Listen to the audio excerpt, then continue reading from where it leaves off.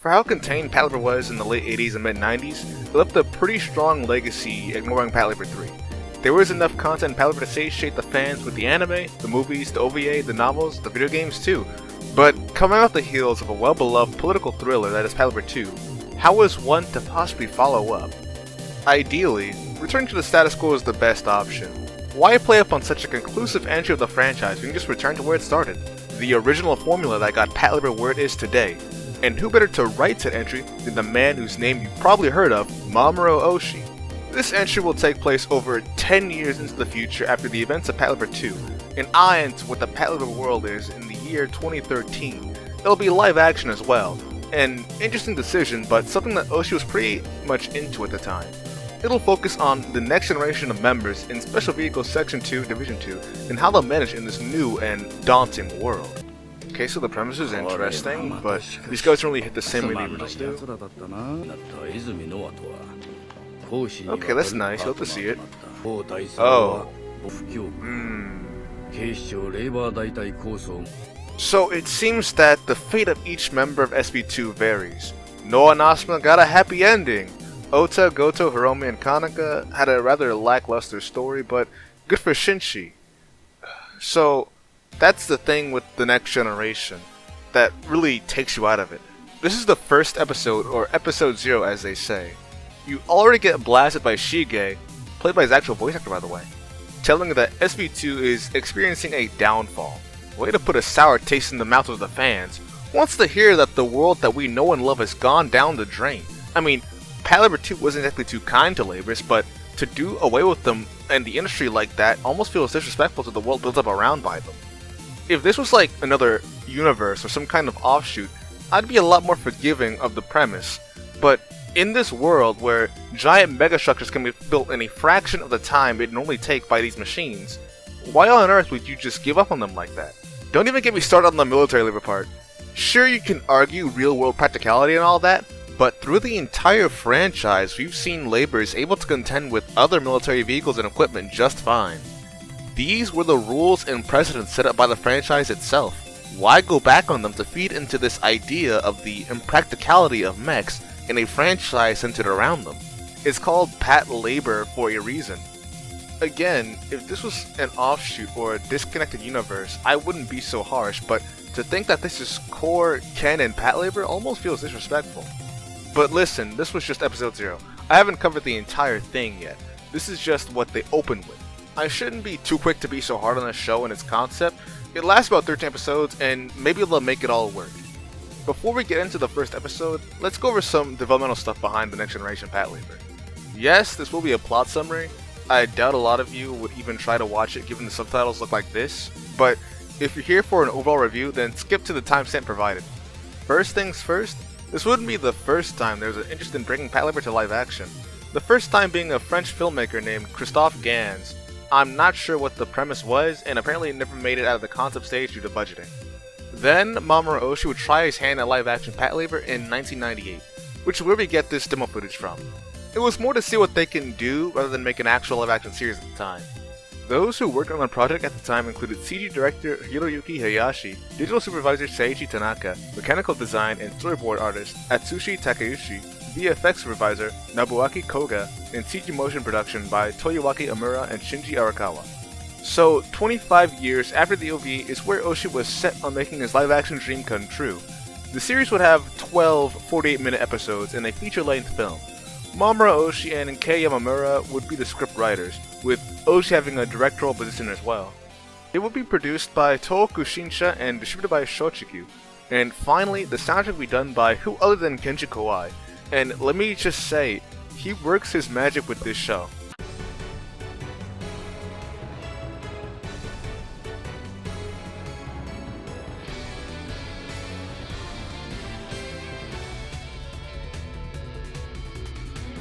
The first episode was set to broadcast April 2014 up until the final episode on January 2015. This leads us into the very first official episode of The Next Generation. It opens up and we see what appears to be our new poster girl for this entry, as seen in episode 0. Then we cut to all the mechanics feasting away in the hangar. This is where we are then introduced to our new main cast, and I'm already starting to see some similarities, not just in archetypes but in names as well. We have Otawara Izamu, who's the pilot of Labor Unit 2. And then we have his carrier driver, Mikiya Shinji. Shige is the same, so there's nothing strange about that. But then we have Izumi no Akira. You just flip the kanji around, you're not fooling me. She pilots Machine 1, and of course her backup is Shiobata Yuma. Shiobata. I understand wanting to call back to the previous team, but this is just blatant. You couldn't name them anything else? We also have Ekaterina Krachevna Kanukeva. A Russian Kanaka is a bold move, but pretty funny as well. Also, she smokes a lot, but isn't that Goto's thing? Oh yeah, Buchiyama is here too, as seen in the second movie as well. I gotta say, I really like his inclusion as Shige's own Shige. And now we have Yamazaki Hiromichi. Come on, you guys didn't even try. You would at least have had me guessing at Shiobata, but the guy could be related to Hiromi for all we know. Afterwards, we get to see each member in their first time of leisure. Akira gaming on a PSP, Yuma reading some kind of book on aircraft. Then we have Otawara going for a drink. And what kind of sequence is this? This caught me off guard the first time I watched it. Let me preface everything with this. I feel like despite everyone seemingly being cloned to the original characters, all the actors play their roles well. The casting was spot on, like in my opinion. Hiromichi can be seen tending to the henhouse and Shinji is filing a report. Pretty standard stuff for each character. There's this callback to episode 28 where they're just willing to order from the Shanghai restaurant. Akira's the one taking orders just like Noah. We're also clued into a growing plot point of the state of the unit. Section 2 is on thin ice and they mention the escapades of the previous captain. Apparently he just disappeared or something. Also, they don't hold back on making the Shanghai restaurant as Chinese as possible. Otawara starts hounding him on the phone and gives him and everyone their orders. After a whole training montage, they're all outside cutting weeds out of the ground. Kasha swinging her bayonet on her Kalash. Strange how she was able to smuggle that in Japan, actually. Team 2 and Shige eventually leave for the day, and I'm sorry, but the way she shoots the ball is how I used to do it when I was 8 years old, come on. They go on to explain how shifts and rotations work in Section 2. They have 6 members making up 2 teams. At 9 o'clock, the 3 squad members on quasi-standby become the immediate response standby team, relieving the duties of the other squad who took the night watch the day before. Those who were on night watch are now on quasi-standby, meaning that they get to go home. In the case of emergency, they have to make their whereabouts known at all times. Because of how quickly they have to resume active duty, drinking is strictly prohibited even while they are on off-duty. Then, the immediate response team that was on standby becomes the night watch team. They'll remain on standby until the off-duty quasi-standby team takes over at the start of the next day. Basically, both teams will alternate between 8-hour shifts and 24-hour shifts. There's a couple more factors that they go into, but essentially, they just get 8 hours to themselves every 2 days. They describe it as working a 24-hour convenience store job, and they don't have any human rights to themselves. They're not allowed to go on dates or have girlfriends or flirt. I get disallowing the act of dating in the unit, but outside of that, that's kind of insane. Like, Shinji had a wife in the original series, and Oda definitely wasn't above looking for love, but wait, that's on TV, and this is movies. My friend, just you wait. The way they describe your job at Section 2 is just depressing. You can't do anything on your own or have a life. Why would anyone even sign up for a job like that? I get that Section 2 is a husk of itself and you're not seeing action most of the time. It's just a job you're paid around to do nothing. But the way they describe it, you're just being paid to do nothing. There was still a little leeway in the way it was originally run, but man, I guess it does follow the idea that Section 2 is where losers go, but it wasn't that depressing. So, if they can't do that, then what can they do? Well, they can do drills, but because of how much the laborers have aged, it's kept to a bare minimum to prevent damage. They can watch TV, but only rent DVDs. Reading is too sophisticated, it just makes them sleep. They can use the internet, but they can't blog and tweet. Sounds silly, but I guess that isn't too uncommon. The alarm finally sounds and they have a dispatch, and we can finally see as their entire unit springs into action. They throw their gear on and get into positions. Akira boards Unit 1 and Yuma hops into the command car. Shiga returns to oversee the Ingram being loaded onto the carrier, and then we even see the captain himself, Gotora Kaiji, very sly, appear before everyone. Though as everyone was ready to go, it was decided that it was just a false alarm. They're kinda lollygagging again afterwards, not really doing anything interesting, but that's par for the course of Patlabor. The whole dispatch happens again, everyone readies up and gets into position. Shige and the captain appear this time, and it's a false alarm. After lollygagging about cup noodles again, Yuma is in a convenience store reading what is probably some explicit materials. It is there he sees that there is a legitimate dispatch, and he bikes all the way back to the station at full speed. Yes, the sequence is as cartoonish as it looks. Get used to that because that's going to be a staple of this series. We actually see them handling the revolver cannon that the Ingram carries and his ammunition, which is pretty cool. Now everyone is returning to the station this time. This time it's serious. The Ingram is being moved to the carrier and loaded on top. They stow its cannon in the leg compartment and head out to the scene of the crime. Wait a second, is that Kurata's? Kurata's is getting a Patlabor, he's got a man in his grasp, oh my gosh. Also, I should mention this is bar for bar episode 14, Oshi, you're not beating the allegation so far. Another fascinating thing to me is the difference between the Ingram and the Kurata's. You have this three-legged machine that has claws for hands, and then there's this bipedal Ingram pulling up to the scene. For some reason, they order her to fire, and they blow the whole damn place up, and now we cut back to his office. Yeah, good work, that guy and his hostage are probably dead. We're back to discussing the rumor of the state of Section 2, and after Gototo enjoys his milk, he hits us with... End of the episode. For the first episode, I don't think it was that bad. It definitely introduced us to the main cast in a decent fashion, and I wouldn't say that I wasn't entertained with some of the jokes. But boy, when it comes to originality, we're gonna have a lot to talk about. The next episode opens up with a training sequence, one of the aforementioned drills in the first episode. As Akira continues to maneuver around the Ingram, its age starts to show with each movement. The wear and tear is slowly breaking down its joints and it collapses due to loss of power. There's a moment later where Kasha criticizes Japanese technology because of this, and Yuma calls out the quality of Russian tanks, which pisses her off, and it's hilarious. There's another comedy bit in Gototo's office. We see Otawara grow his giant cartoonish ear. This is more anime than Oda was. Eventually we get to the main plot of this episode, an annual police parade event in the honor of the superintendent. They picked SB2 to participate in 5 days, likely to have them mess up for something that's supposed to be honorable and find reason to shut them down. Shige takes out his anger on Bushiyama and then demonstrates how the auto balancer works on the labor. Shiba knocks this roll out of the park. Look at how much energy he has. Left with no choice, the mechanics kick it into high gear to make sure machines 1 and 2 are in prime condition so they can at least stand. There's this small bit where they honor Chief Sakaki who passed away, and it's pretty sweet. Anyways, they're pulling out all the stops, calling in the Giga Chad mechanics and worked till they were literally zombies. You can tell this was made by Oshi, look at these guys. Now we meet the Chief of Police and the Section Chief, who are discussing the developments of SB2 and their participation in the event. They want them to have their revolver cannons on standby as part of the general inspection, then firing them as a salute. These guys are obviously the bad guys, expecting them to fail. Fukushima and Kaiho weren't DBs like these two. The next scene is something I like a lot. We get to see them inspect and clean the famous revolver cannon, also the most powerful weapon wielded by the police department. You guys had the riot cannon, that thing is like 10 times as powerful. They also explain the whole millimeter discrepancy just like Mini Paddle 2. The 37mm rounds actually being slugs. Gototo asks if they can fire blanks, and this weapon manager guy seems to oblige, deviously. Anyways, we see Akira and Otawara training their abilities to balance on their own without an auto balancer. I like Hiromichi and Shinji just chilling up there. It's definitely a vibe they got going on. By the way, this balancing shit is serious. Yuma has a whole circus-like balancing act above barbed wire. Then Shige comes out of nowhere and Lily goes insane as he describes the danger and peril they'll be in trying to overcome this challenge. They actually electrify the barbed wire too. I don't think this is necessary.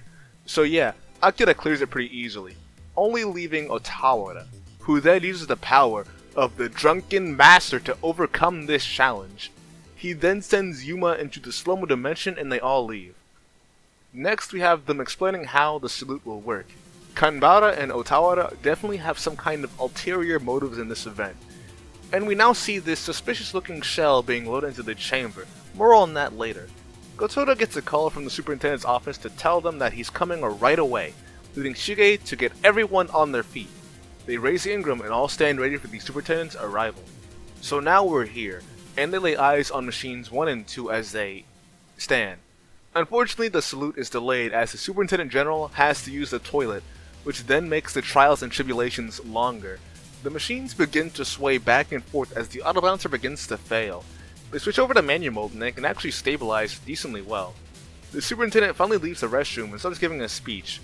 Otawara tries to use his drunken powers again and nearly topples over in the process. Otawa reaches its limit, and Akira catches him before he falls. Now they are straight up just going back and forth, and the entire crowd seems to follow this rhythm too. The time to salute has come, and Akira and Otawa ready their cannons. Kanbara takes cover immediately along with some of the mechanics as well. They ready their guns, firing, and blowing up not just the station house, but all of Tokyo in a nuclear explosion visible from space. They did what Kai always wanted to do. I guess this was the tomorrow he was talking about.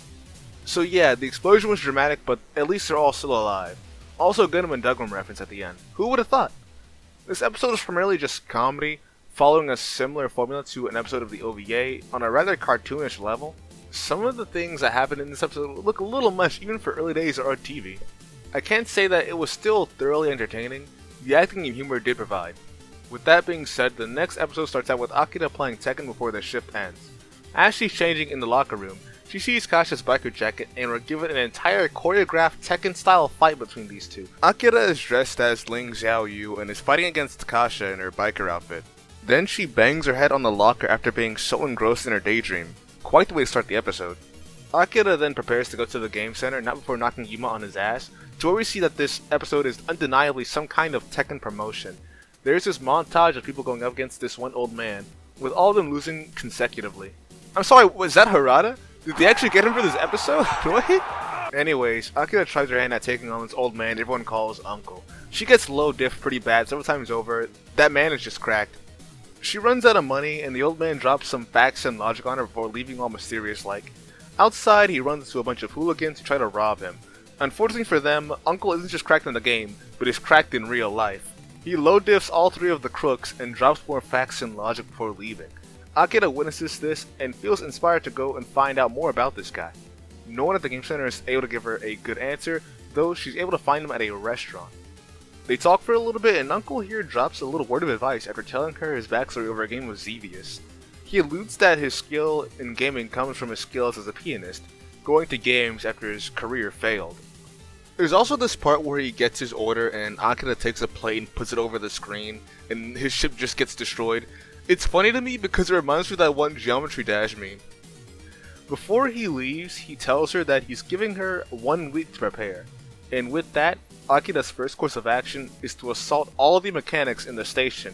Personally, I'm not sure if this is the best course of action, but like Uncle said, everywhere is a school. Akira took this loss seriously. Otawara and Shinji needed medical attention, so Yuma takes it upon himself to mentor Akira in this time of need. First, we have him demonstrate karate to her, and she successfully executes a backhand blow. She then starts a regular workout schedule, boxing and doing exercises and whatever this is. Yuma makes the concoction, but is it something Akira was able to consume? They even take out the Ingram for this too. Are we sure this is allowed? That thing was breaking down from just striking a pose. Imagine what running and shadow boxing would do to it. Next scene, for his crimes, Hiromichi is sent to space, and we close in on the final hours of Akira's training. Akira asks why Yuma supports her so much, and he's like, that's just what I'm supposed to do. Nice scene. So yeah, Yuma goes in to immediately start a gambling campaign for his entire endeavor. I guess it's not too out of line with Asuma. There's this whole thing where Akira is in this dark, shadowy place in her consciousness. The only thing that sticks out to me is when Shigeru just starts screaming for some reason. So we arrive at the game center, and Akira is here to confront the uncle after a week had passed. Not seeing him there, one of the attendees hands her a letter from him. There's a lot of metaphors in the message he wrote, but to sum it up, he's telling Akira that after he's won so many times, he's not going to fight her because he doesn't plan on losing if she got good. It's not like she labbed any combos in training, she just ran around doing random stuff in the hangar. This could have been another slam dunk if he didn't run off, but I guess if he failed at being a pianist, he ain't feeling at being a top Tekken player. Now that the whole thing was called off, the mechanics are angry about the whole betting thing Yuma tried to do, and Kasha references the 4th episode of Patlabor the New Files. What I appreciate about this episode is most of the build-up just for Uncle to go, I'm not fighting you, what a guy. I also like the hint of Yuma and Akira's relationship developing. It's not much, but definitely not on the level of Noah and Asuma, but it's something. But after this episode, I'm just gonna have to start playing Tekken now. Episode 4 starts off with what looks to be a routine check of the Ingram. The team inside lounging around while Yuma finds himself bothered by the lack of action lately. They talk about how peaceful the world is along with its flaws and wait a second, this sounds familiar. As lunchtime approaches, Yuma has Akira make a list on what to buy from the convenience store, her taking everyone's order and being off on her bike. She picks up all the items while two suspicious men enter the shop, one of them eyeing the SV2 jacket she has before she leaves. On her bike, she realizes that one of the men that had entered the store and is now outside is currently wanted by the police. Under-equipped and unprepared for an actual arrest, she simply leaves. But one of the criminals pulls out a rifle and actually shoots her as she's leaving. They didn't pull any punches here either. Akira actually got shot. The Kumagoven clone hasn't appeared yet, but maybe Oshi consolidated the two. Next scene, and I'm starting to notice a pattern here. They're talking about how long it's taking for Akira to get back, Yuma deciding to go in after her, and back at the store, one of the criminals is slashing the tires of all the vehicles outside. They hold all the customers hostage along with Akira as their wounds are being treated. It's revealed that one of the criminals is named Pachiro. He's a terrorist who's wanted by the police, as seen before. Yuma soon arrives to find Akira and is immediately held at gunpoint. Now that he's been held hostage too, the others start to get suspicious and Homichi goes in after them. Once he arrives, he sees the entire store empty. He gets pulled up on by the criminals and he too is held hostage. Gotada checks up on the dwindling numbers on the unit, Kasha explaining it via shift changes, and I guess that was good enough for him. Finally, it's Kasha's turn to go check up on the others, telling the other two that if she doesn't report back, send in the unit. She scouts out the store, seeing them lowering tarps over the windows and two suspicious individuals meandering outside. Yuma goes in to eat one of the snacks, and while at first Akira calls him out on it, the other hostages insist that they just all eat. Yuma describes it as Stockholm Syndrome as the reason they're acting this way. SV2 is finally alerted to the situation and mobilized to the store. I gotta say, I do like the energy in the sequence. This is what a Patlabor dispatch is supposed to look like in real life. At the store, the hostages are conversing amongst themselves. Hiromichi talking about his chickens. One of the hostages says something genuinely mean, saying that Hiromichi's the type to die alone, which makes him cry. Poor guy. Soon enough, the criminals realize that the police are on their way, and Pachiro has his cohort unload a bunch of items from his car, the contents of which are C4 explosives. They also have an M240 MG, and Yuma nerds out about both, but Pachiro tells him to shut up. They raise up the Ingram with all these shots around it. You can tell they are really proud of this thing. They take every opportunity to give you a new angle of it every episode. The guard unit appears and wants to dismiss SV2 of the matter, but Gotada insists on their presence. He describes the situation and he calls them pachinko balls. Anyways, this guy shows up and it gets taken away immediately. Kasha has her kalash delivered and prepares for the upcoming operation. Gotada tries to speak to the criminals, but Pachiro fires warning shots at them. Yuma questions how effective this two-person hostage situation would actually be, and Pachiro tells him that the C4 is in place all around the store to compensate for the manpower. Kasha is the first on the outside to discover this after picking the lock, using a mirror to identify the bombs attached to the door. Notifying Gotada of the bombs, he then orders the remote operation of the Ingram. This part is actually pretty sick. This is a concept I do like seeing explored in universe. One thing about this though, the posture and the long cable makes this thing look like an Ava unit. To control the labor better, he uses the power of alcoholism to steadily approach the store. Hachiro notices the Ingram and freaks out, Yuma seeing the weird movement realizing that it's just bait. We then get to this part where they're trying to sneak past Pachiro and try to act as casual as possible as he keeps looking back. They look hella suspicious. How did they get away with that? On the outside, the Ingram approaches closer and closer, with Otawara getting angry and pulling out the cannon. Pachiro immediately unloads onto the Ingram and turns the thing into Swiss cheese. I guess that's why they want to remotely operate it. Kasha yanks the door open and begins her intrusion.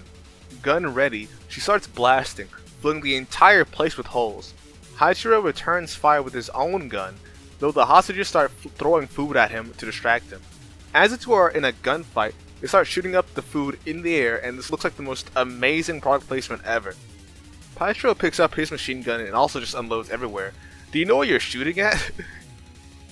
He gets dispatched by Akira and Hachiro tries to go in and assist. Then ironically, this whole fight sequences is amazing. Whoever choreographed this knew what they were doing to make it look awesome. The sound design is great as well. It's the sound of the gun spinning and like hitting, as well as like the knives being swished around in the air. Kasha finally dispatches Hachiro with the butt of her gun, and the day is saved. They eat up all the food from the store as it's quote-unquote evidence, and that's the end. This episode was pretty fun. I like the remote control functionality that was introduced, and the choreography of the fight. It's unfortunate that the Ingram went down like that, but in lore, it is like patrol labors are supposed to repel small arms fire anyway. Episode 5 opens up with a woman waking up on a boat. She and this other guy have been at sea for a few days, gathering some kind of samples. This is Nanami. You better get used to her because we're going to be following her for the next few days. But I said how. Next scene, there's a woman being pleasured over a desk by the mayor. Her back can get really stiff, so she needs the support. Nanami is investigating the disappearance of 13 surfers at Aijiro Bay. People just disappearing without a trace. No body or anything. Nanami hypothesizes that it's some kind of unknown creature that's causing these disappearances, something under the Atami Sea. Nanami heads to the scene to investigate the latest disappearances, a bunch of surfboards littered across the beach. She scoops up some goop she finds on one of them, taking the sample to save for later. Also, fun fact, Mina Tominaga and Toshio Furukawa are the broadcasters on the scene, aka the voices of Noah and Asuma. The entire scene kinda goes on with them speaking as Nanami makes some lunch. They just keep talking about prostate the entire time while Nanami eats and looks at her pinboard thing until she gets a call. In fact, she gets a call from Gotoda. Apparently, they know each other, and were even colleagues at some point. The other men show up and order drinks, and they all are gossiping about the captain and the girl he's with. I guess Nanami is Gotoda's shinobu, but Nanami's the one who smokes frequently, so that's a little funny. They talk more about the case until Nanami is knocked out, waking up again when the guys start chanting Gappa. Then she says she's going to start singing, and after she finishes she kills Otawara in broad daylight and goes apeshit. Nanami is more of a creature than she is a human when she's drunk. She's kinda like Shinji, yet more destructive. As they're leaving, Gotoda spots something in the distance, everyone rushing to see what's going on as Nanami firmly grasps him. That is when we see this giant thing emerge from the waters. They call it Gappa, but they keep censoring it. I don't know why either. The last time they said it, it wasn't bleeped, so I don't know what changed now. Anyways, news breaks out about this weird sea monster that emerged from the bay. After the gang tries to figure out the circumstances of the situation, we see the mayor become devious as he realizes he can capitalize off this monster. He even decides that the police labor could even add to it, saying it looked like a movie, so clearly that warrants another Ingram raising scene. The members of Division 2 start talking about the monster appearing and how it will affect their unit. They also brought a bunch of Patlabor fans on the scene to add to the realism of the show. Of course, Otawara responds in the most appropriate fashion to those individuals. There are also these women too, who use the monster as some kind of prophetic punishment from God. She gets arrested. Honestly, don't know what's going on so far. It gets even better too. Look at this. This is just Dr. Harada with long hair. If you didn't realize it this far in, this is just a Hiromi Monster episode from the OVA, and apparently Nanami knows this guy too. Division 2 start to leave, and the mayor gets antsy, but just as they do, the monster returns. But just as Division 2 returns, it disappears. So they pack up and leave. Not before Otawara jumps another Patlabor fan though. The Gappa appears again, and they swing their carry around once more, but then it leaves again, rinse and repeat a few times. We're back at HQ and they're hypothesizing the body of the monster and how it moves and survives in the depths it traverses. Kasha is a big hater, so she's called up to the board. And from all three angles she has, she thinks it looks like that. Yeah, you are just as insane as your original self. The mayor goes off about how the buzz will eventually die off if the monster doesn't fully appear. And everyone suggests methods of baiting out the monster, but all seemingly negatively affecting the bait in some way. They decide on the bathing beauties approach to attract the monster. We're then treated to a bath scene where all the guys are trying to get in on the situation, and all the girls are there, and we just kinda linger on this for maybe like around a minute. I'm sure Oji saw this as necessary, so we'll go with that. That's the end of the episode. It leaves on a cliffhanger because this is a two-parter. The next episode starts with a recap, so we won't worry about that. During the bath scene, everyone spots a nuclear-powered aircraft carrier in the waters. It's the 7th Fleet showing up, which kinda spooks the mayor, so we ask the police chief guy for help. Later we're with Nanami, who just drank expired milk on accident. That's what happens when you live like this. She opens up her big duffel bag and starts putting in her belongings inside. Yes, even the cat. That night at Atami, the monster shows up again, but this time we see it in its entirety. It has a crazed look in its eye as it rises from the bay, stomping onto the pier and through the city. The people run in fear while it uses its powerful breath to destroy buildings. It's a real tragedy. It's even got laser eyes too. It snipes these guys taking pictures of it as well. What a jerk. So anyways, it was just a monster movie concept, and the team love it. They call it a simulation, but we know they just want to make a kaiju film. Nanami calls them delusional for all this. This scene feels like a geek out about kaiju and toku films. Nanami threatens to leak this dumb use of funds, and the mayor calls his flunkies out to restrain her. Remember those nunchucks from before? She's using them now, and she does kick ass with them. Don't try Nanami. She gets taken out by the Secretary via vase. Many girl bosses in the show so far.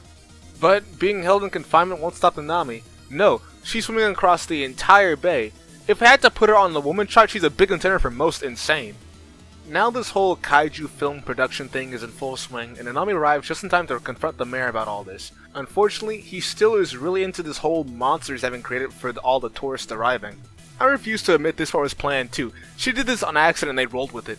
Next scene, Nanami and this Harada looking guy are talking about the monster. He investigated the DNA sample she gave him and says the answer was simple. He motions toward a vat of something and it's all clear to Nanami. Later on the voyage, all these old people are flexing their scars and they finally get a reading. Wait a minute, if he's here, then who's driving this thing? There's a cut to these two women singing a song they were talking about singing earlier in the episode. I'm sure this is a kaiju reference, but I won't get it. If you're a fan of kaiju films and stuff, then feel free to explain in the comments. A PC-3 flies overhead and a bunch of tanks roll in. I can't quite defend the CG in this scene. It looks a little funny, but I appreciate the spirit. They're ordered to be on standby as the Ingram is actually going out so they don't get their thunder stolen by the military. Akira fires a few shots into the water and draws the attention of the monster. Nanami dives into the water from the boat while the monster is above surface, and we get an explanation that all the missing surfers are still alive, or at least Nanami says so. The part of the monster that surfaced was its entire body, it wasn't just its head. It was a jellyfish the entire time.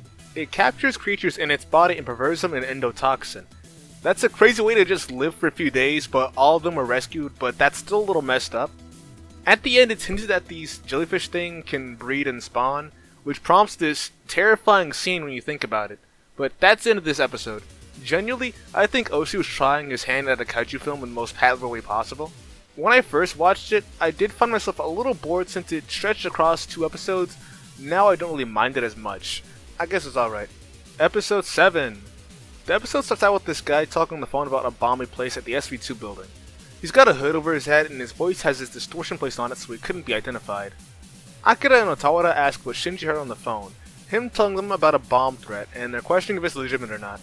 The same second, an explosion actually goes off and it sounds the alarm. They manage to restore the power to the station and review the damages. Hiromichi's henhouse was destroyed and this man is distraught. Because of the bomb threat, their holiday ends up being postponed. They're questioning who would target Sector 2 of all divisions as they're just a guard unit and nothing more. They get another call and they make Shinji answer it again. It's the guy and he's telling them that in another 10 seconds another bomb will go off. They all ditch the office and that was the right decision. The entire thing blows up when we see this guy get knocked on his ass in the process. It'd be funny if they just told this guy to walk across the catwalk and just didn't tell him to put a charge in there, so that was just his actual reaction. The next call is in Gotoda's office, and he asks what he wants from them.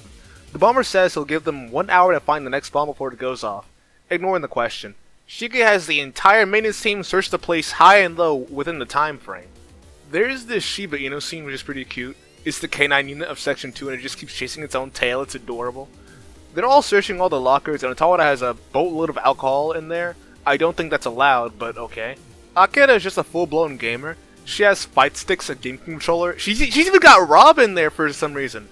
Yuma's got a bunch of airsoft stuff. This guy's just another demographic of Patlabor fan too. Oh, she's hitting all the bases here.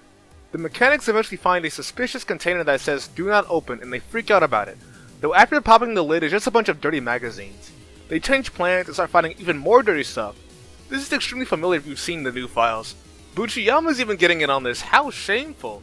Shika doesn't appreciate this behavior, but time runs out just as he's thrashing around. The bomb was indeed in the dirty container and everybody just books it. The bomb goes off and everyone just leaves the building at that point. They should have done that from the start in my opinion. Everyone's moving all their gear outside to regroup so they just have to decide to camp out for the time being. It ends up being really chill honestly. They got a cookout going on and inflatable pools and everything. Maybe this is the holiday after all. Shika isn't having that much fun as he feels ashamed in comparison to the last chief. He decides to lock in from all this bombing going on and just abuses Buchiyama again and starts going crazy. Yuma also has Akira play that watermelon game when she badges Otawara on the head. Anyways, the phone starts ringing and they make Shinji answer it again. He gives it to the captain and the bomber asks what they're all doing outside. He says it's dangerous to be inside, but he questions how confident they are in their strategy. A bomb outside goes off, making Gotoda ask how many bombs he placed.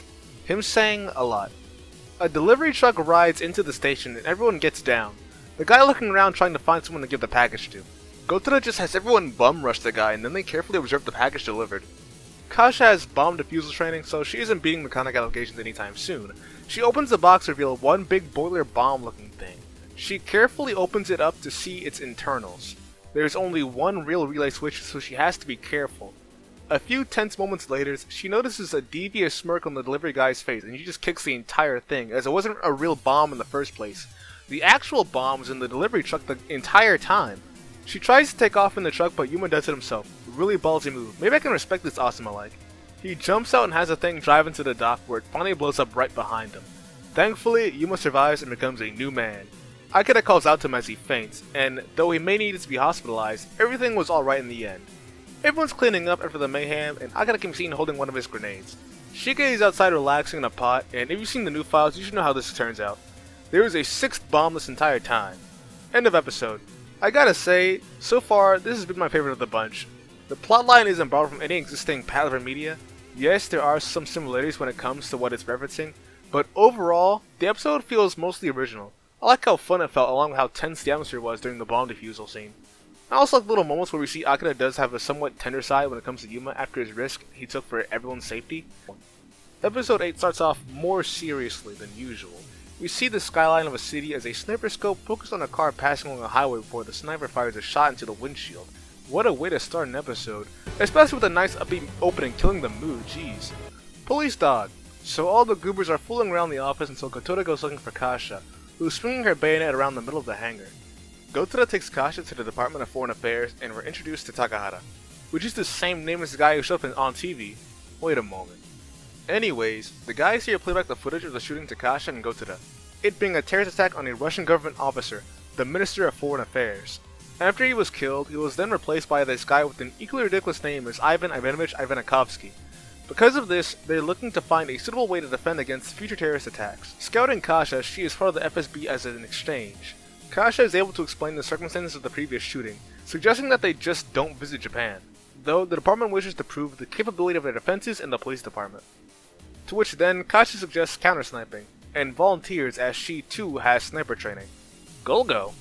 Anyways, Yuma here is called into the office to do more analyzation, identifying the type of rifle the gunman used from the bullet. Looking at the shell casings, he singles it out to a 50mm caliber bullet shot by a Rai Model 500.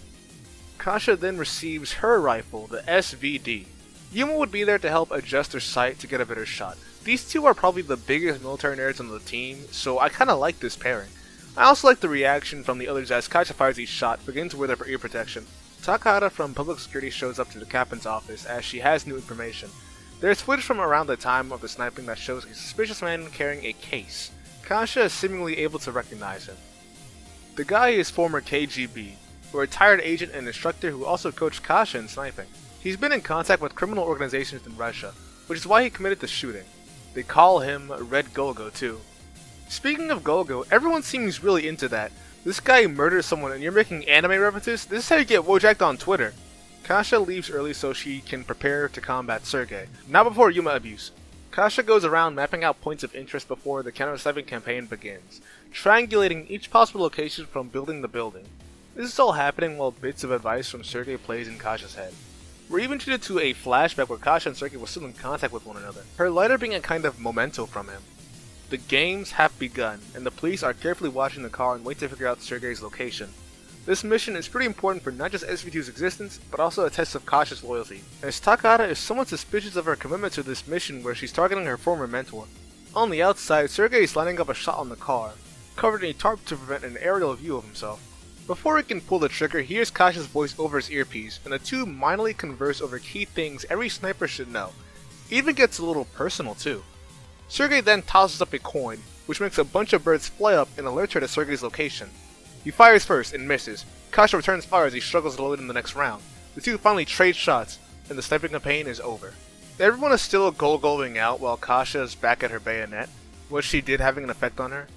Gotoda asks why she's here at Section 2 if no one cares about labors anymore, and she answers that she can smoke while she works. It's prohibited there, but Gotoda's chill and intimates that he won't care if he doesn't see. I think this episode was pretty good for Kasha's character, giving more dimensionality than just being a Battle Girl Kanaka clone of the group. I do also like how her connection to the FSB gives reasonable plausibility for Section 2's involvement in this. Then again, it wouldn't be a surprise if they just involved them, probably to just have a reason to dissolve them.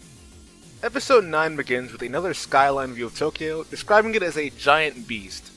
This episode is titled The Crocodile Dungeon, and if you've watched on television, you should already know what's going to happen in this episode. There are crocodiles that can produce these giant pearls, and it's being broadcast on live television. This gains the interest of the maintenance team, who tell stories with their own crocodile-related history at Section 2. While all the mechanics start going off about how lucky they are, Shiga understandably isn't too enthusiastic about this revelation and storms off saying it's better to just kill the crocodiles once and for all. The very next day, everyone is already at the original site of the entrance from the show. After all these years, the seal was reopened and a few mechanics went down, making Shiga just want to seal it right back up. But Buchiyama wants to rescue the mechanics that are in the dungeon right now. He begs everyone to go down and help, with Yuma being the only one willing to go on and take on the challenge, confident in their ability as a team over the original team. Number 1, that's a bold assertion. Number 2, that's a photo of the original team and there's Kumagami. Where's her clone? Is this TV or movie timeline? Yuma gets his airsoft on and everyone prepares for the search and rescue. They even have the original program they use in the actual show, so that's also pretty cool. Also, I'm sorry, but I know that's just Yuma's character, but the outfit makes him look ridiculous in comparison to everybody else in their vests. They descend into the dungeon to begin their trek, turning on their cameras for a first-person POV. A bunch of rats run by somewhere really quickly, and Kash freaks out a bit. So, I guess she's kinda supposed to be Kamigami, but I guess I don't really see it all that much. One of the prop monsters is down there too, another cool detail. The writing on the ceiling is there as well. They pick up something moving on the radar, and Yuma chucks a flashbang down the tunnel. Unfortunately, Otawara cannot control himself and starts firing wildly in the tunnel, taking everyone's feed out with him. Gotada is relieved that he didn't go down there as everyone's communication devices are broken, so everyone decides it's just time to leave now. Akira then tells everyone that Hiromichi is gone, and Yuma immediately thinks Otawara killed him, so the search is back on. Later down the tunnel they hear moaning along with two dim lights slowly approaching. This ends up being the mechanics that went down in the dungeon originally. They cry about a big monster in the dungeon and start running away the second they hear strange sounds, which makes everyone retreat in fear. They run into a room and close the door behind them, but they accidentally forget Otawara. He's at the door begging them to open it, but Yuma's telling them not to until his voice fades away. He says, "Adios amigo, like some friend you are." This is the room that Fumihiro used in the new files, and the other two mechanics were hiding in there. The terminal Kumagami used at the end of the episode is there as well, yet no Kumagami in sight. Yes, I'm still on about that. Yuma is still motivated by the pearls to continue their expedition, while everyone initially is against it until he convinces everyone that their personal wants to go with him. Also, the newest version of Tekken? I don't think 20 million is needed for that. They find all the pearls and celebrate, but Yuma tells them that numerous crocodile eggs are amongst the pearls. Way to learn from your past mistakes. He bites into it and discovers that it's real. They all start hogging them in bunches. Everyone here is just off their rocker, even Kasha. Akira finds a giant pearl and the others assume the bigger the pearl, the bigger the price. Shinji immediately locks into his original version and starts acting devious. Everyone starts getting devious about it actually, as no one wants to share it. Kasha then breaks the news that she knew about Shinji purposefully locking Otawara out. Then Shinji points out how Yuma deliberately knocked out Hiromichi with the king piece. Everyone is telling Akira to give them the pearl and it slips out of her hand, revealing it to just be a big egg the entire time. The mother of said egg shows up, and it isn't just a crocodile, but some kind of albino dinosaur that was just down here for who knows how long. What's even going on anymore, man? They book it as fast as they can from the dino and run to Otawara, threatening to shoot them. Kasha restrains him, allowing everyone to escape, and Otawara is given reason to join them. Hiromichi's been running down the tunnel too, but now is the time for a reunion, so Yuma just knocks him out again, so the mechanics just pick up and carry him. I like the fake little run Yuma does here too. But back on the surface, the maintenance team is enjoying a nice meal, but Buchiyama hears strange sounds from the manhole beneath them. Shiga knows some BS is about to happen, and the entire floor just blows open. Everyone is confused and in hysterics, turning around to see the dinosaur in the middle of the building, and they all start running. It's got somebody in its mouth and is ragdolling the poor guy. Gotada sees the chaos and realizes that it's not worth engaging with whatever's going on. More Buchiyama abuse ensues before Otawara takes it upon himself to solve the issue. He climbs up into the cockpit of Machine 2, stomps out his revolver cannon, and obliterates the dinosaur, taking the whole building with him.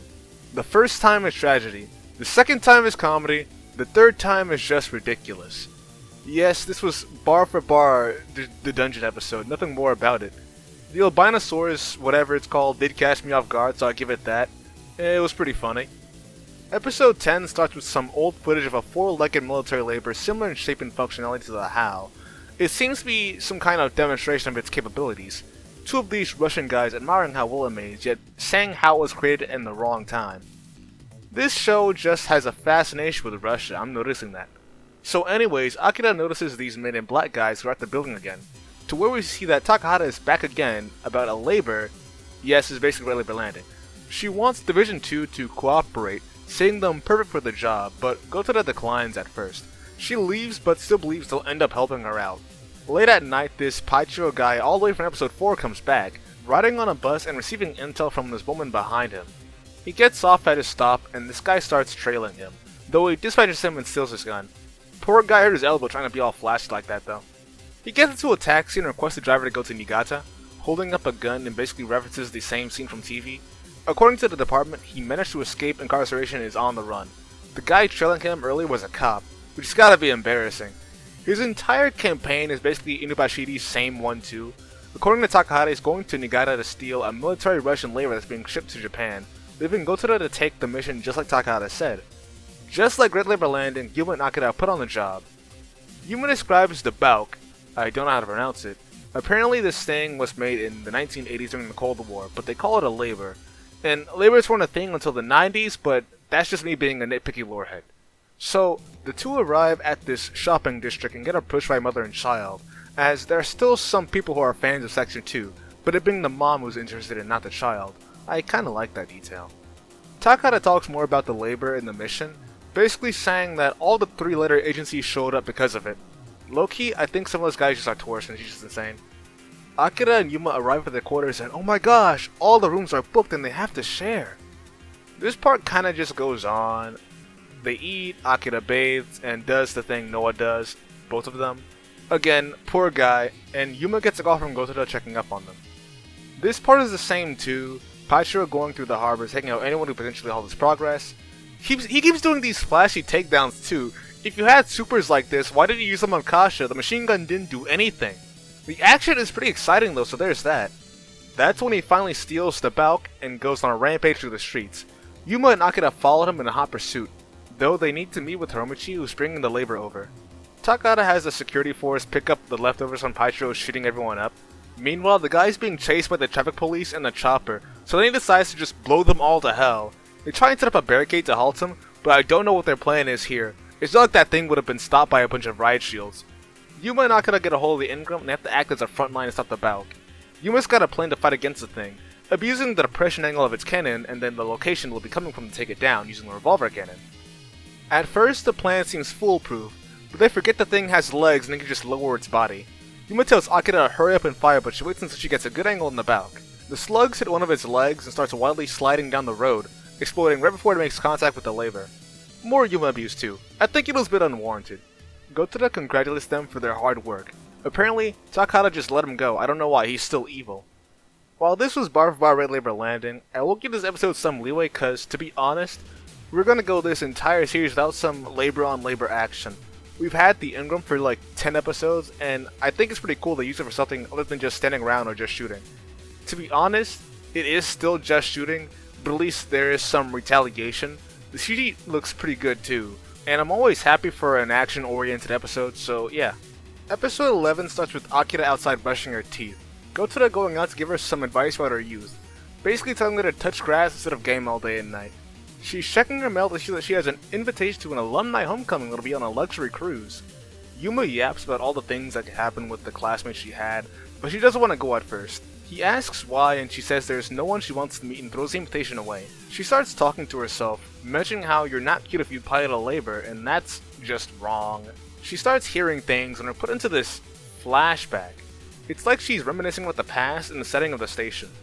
She's talking about why she likes labors to this one boy, and he gives her an amulet because of her worries of passing an exam. This is Takako. She snaps back to reality and is apprehensive to tell Yuma about what she was daydreaming about. There's another daydream. Is Takako congratulating her for passing? Unfortunately for him, he did not pass. It's also kinda hinted that this guy is the reason she's into basketball in the first place. Yuma urges her to go to the homecoming tonight, but Akira talks about how they're on standby and she can't go. Yuma talks about their youth just as Gotoda did, and wants her to go because his homecoming is coming up too. After giving in, Gotoda notices Akira slipping out, but Shinji makes up an excuse for her on the spot about noodles. She's doing some last minute shopping to get a dress, and honestly, she looks really nice in her getup. Sadly, she was too late and the cruise has already departed, and she could not make it in the end. Though there's another guy who came too late as well, that being Takako. They talk for a bit and he says he's relieved that she didn't change at all and lights a smoke, Akira saying that he changed a lot. They'd also be joined by another classmate, a senior of theirs, Ichiro Yoshida. He decides to just drag them away from the port since there's still time to have fun on their own. They disclose what they're doing with their lives since, Takako participating in foreign trade while Yoshida's a lawyer in the welfare division. Yoshida orders more oysters and asks Takako about his entrepreneurship. Takako wanted to be a film producer, but his ambitions fell flat. Yoshida gets a call and has to leave the table temporarily. Takako tells Akira that he has company in Indonesia that allow him to earn more than he does in Japan, and tells her that he may not come back. We get another flashback to where the two are at a movie theater.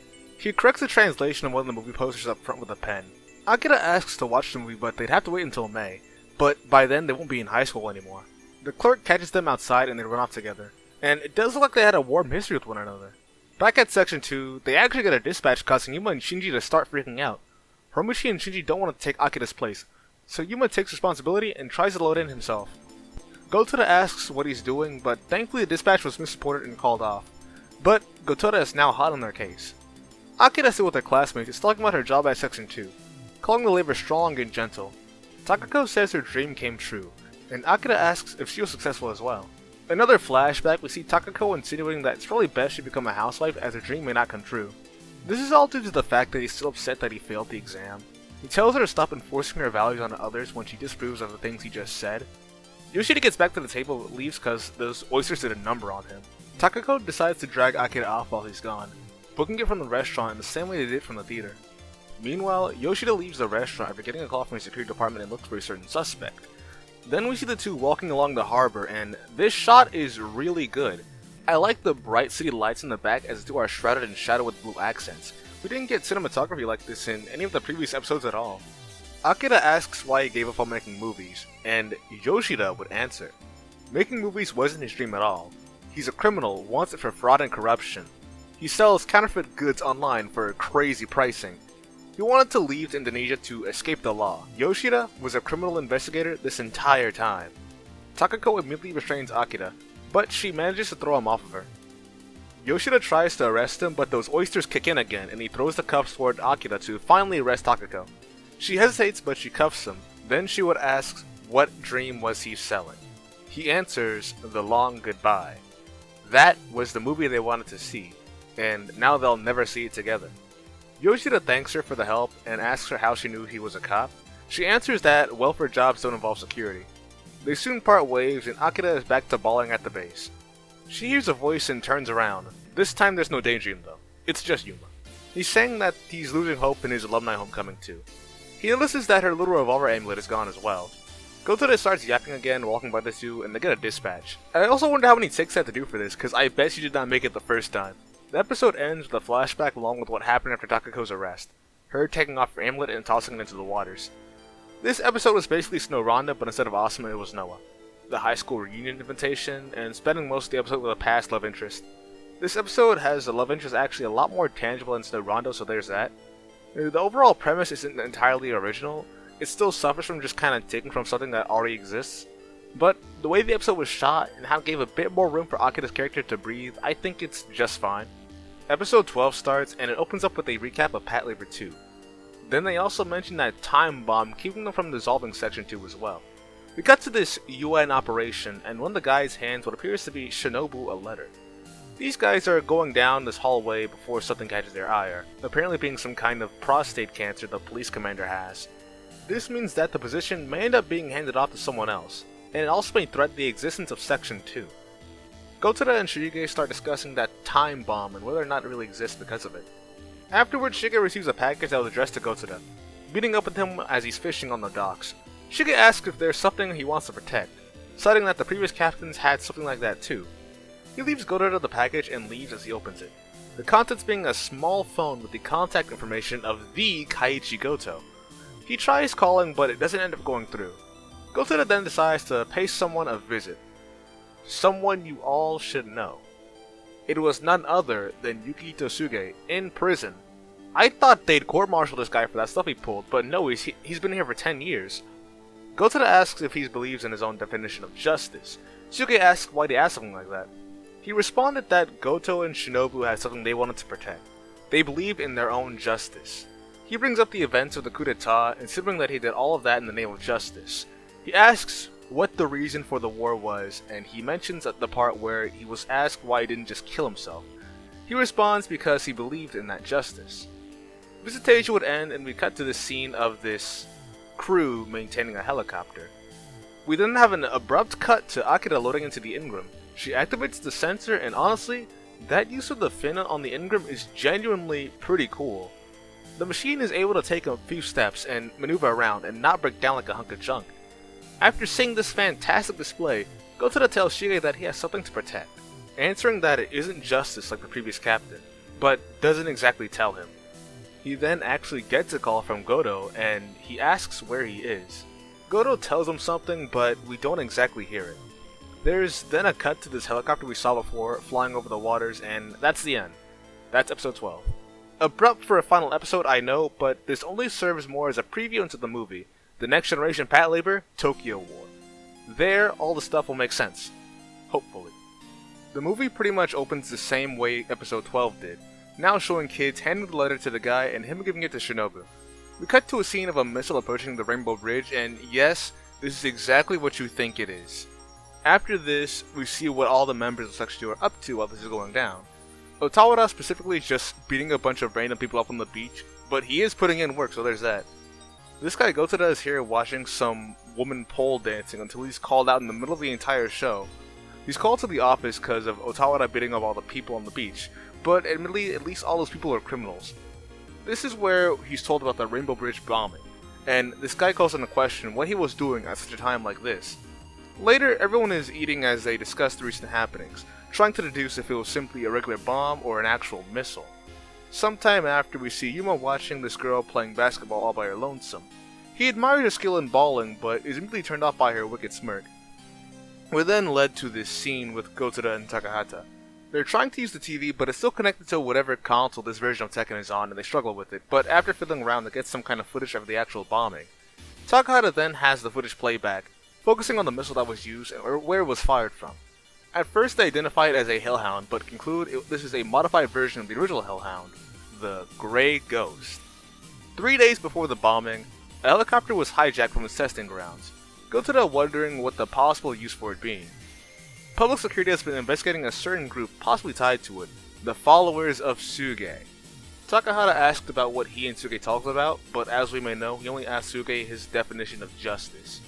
He asks if he met him, and Takahata dodges the question. She talks more about the Grey Ghost, talking about how it's being hidden and transported and maintained, that there's more to come from this rogue group of sympathizers. In his office, Gotoda puts the drive Takahata gave to him in his laptop, seeing the details of the pilot of the Grey Ghost, Haibata, who was a very skilled pilot, yet lacked the discipline and often disobeyed orders. It's also revealed that the Grey Ghost was a two-seater, however, Haibata's co-pilot was never mentioned. This guy was shot dead in the forests of Mount Fuji apparently. So anyways, everyone's enjoying lunch while talking about the elusive helicopter that launched the missile, Yuma explaining the cloaking mechanism of the Grey Ghost. Otawara suggests a military fighter just shoot it down with the missile since it'll show up on radar anyways. Yet this idea was shot down, pun intended, because they can operate it over Tokyo and potentially cause civilian casualties. Basset Hound. Takahata and her men are investigating a location where the helicopter was probably stationed temporarily.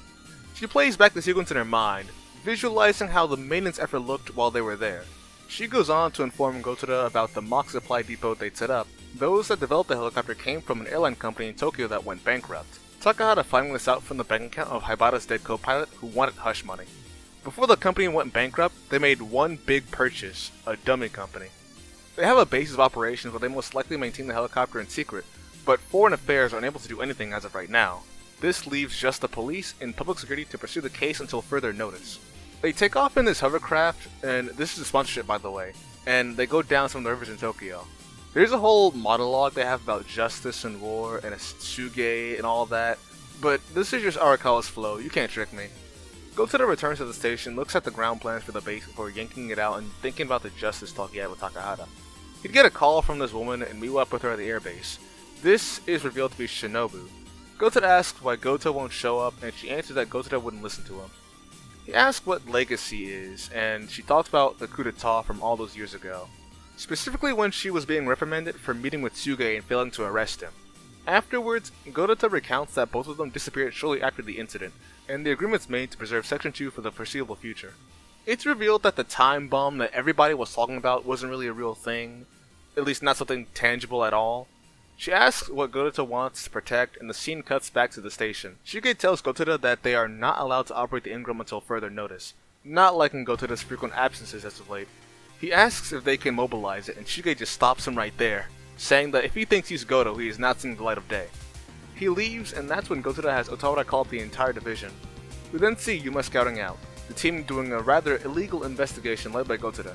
He's caught on the security cameras, and the guys question why Section 2 are being sent instead of the actual Special Forces unit. The team outside questions why they'd be doing a raid, but Gotoda eases their worries. We see the maintenance team set up nearby, having the revolver cannon set up ready to be used manually. Kasha takes out the first couple of guys and they all fold in. Yuma finds the Grey Ghost and snaps a picture of it while they prepare to advance at the signal of the maintenance team. Unfortunately, Yuma would encounter Haibata as he's sneaking around, and he gets his ass kicked by this girl. It's like, come on dude, you're twice her height, how are you losing? This kid never beat Asuma. He'd smack around with no training needed. Anyways, he sends the picture of the helicopter, and that's when the maintenance team uses the revolver cannon for artillery, and they launch a shell directly into the facility. The guys inside are thrown to immediate lockdown mode, Section 2 progressing further into the place as they get into multiple altercations in the dark.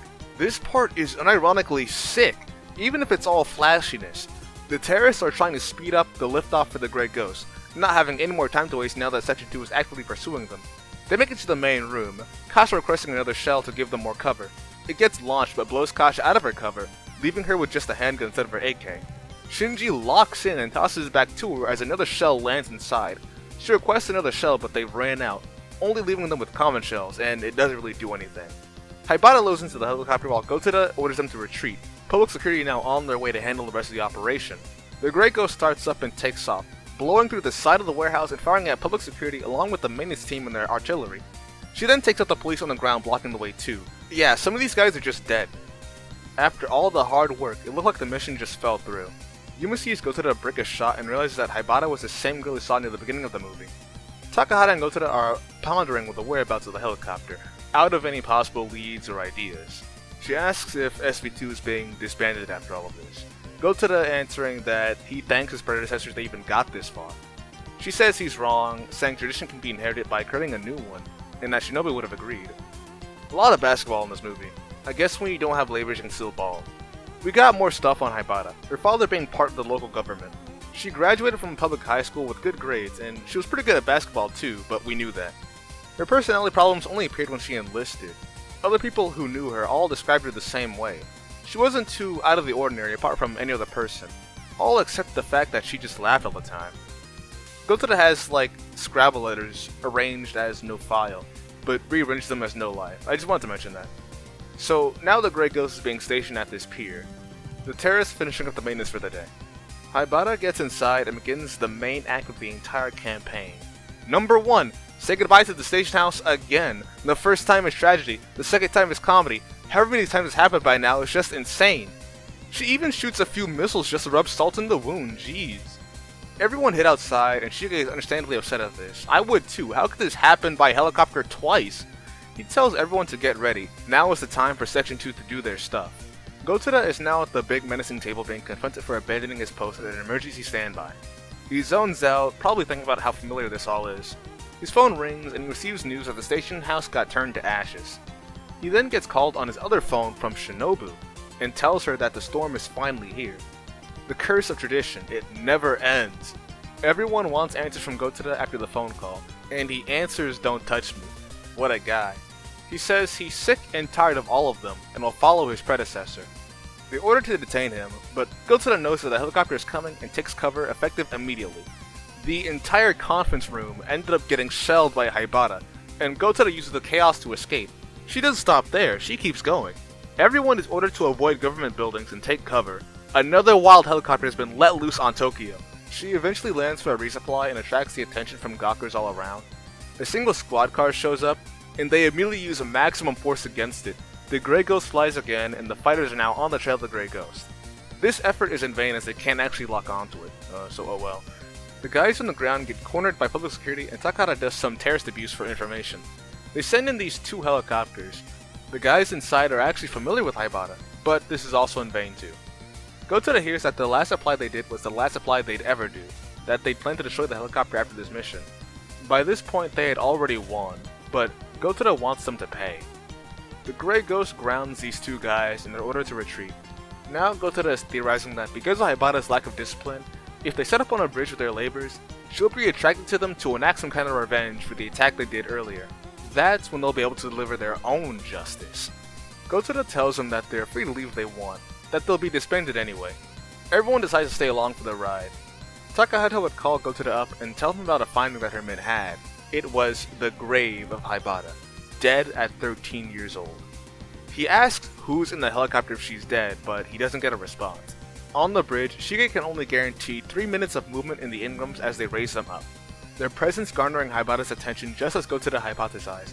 Otawara is immediately taken out. That's gotta suck. I bet if he drank it before this, he would have done this 1 shot, 1 kill. Now it's up to Akira, who is a little spooked by its vanishing act, but uses the antenna to listen for the sound of the engine. It hits her blind spot, taking off her left arm. Yuma tells Akira about the damaged part of the helicopter and that it'll only show its working side toward her. Akira has this episode 3 of On TV moment before trying to fire again. The system power fails right before she can take a shot, and Yuma has to go in and start it back up manually. This is the only chance they have at using the Ingram to down the aircraft, and they have to be timely. Akira gets her manipulator glove ready, and she manually fires the cannon and misses her first shot, firing several more times at the Grey Ghost as Kasha and Takahata give cover fire. The overwhelming amount of firepower successfully downs the helicopter, leaving everyone to celebrate this one last victory. Takahata thanks Gotoda, and we see Haibata and her basketball resurface. She starts swimming back to the shore, and the credits roll. So let's get this point out of the way first. This was Patlabor 2 all over again.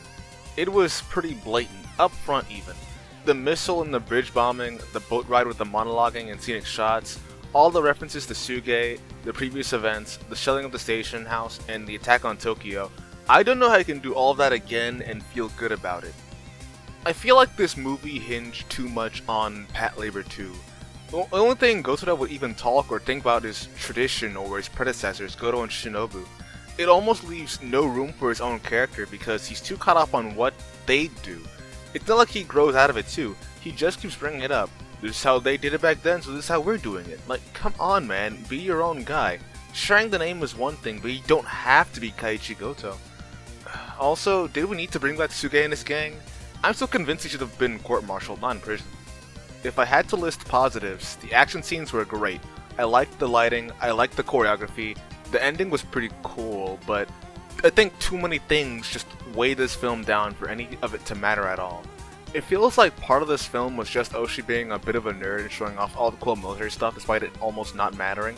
These fighter jets tailed it, but they didn't do anything because it was just too fast, so all the scenes kind of feel like they just put them there just because they were cool. Also, what's the deal with Haibata? If it wasn't obvious, I'm pretty sure she was supposed to be like the bud of this universe, if the cocky attitude and headset didn't convince you enough. It's alluded that she died at 13 but she's still alive somehow. Maybe she's a clone or something. I don't know what he was cooking. The film was decently entertaining to watch, but objectively it's hard to praise it. It's not even Patlabor 3 where I can at least excuse it for being well put together. At least when it heavily deviated from the source material, it had to be original. You won't find that in this movie.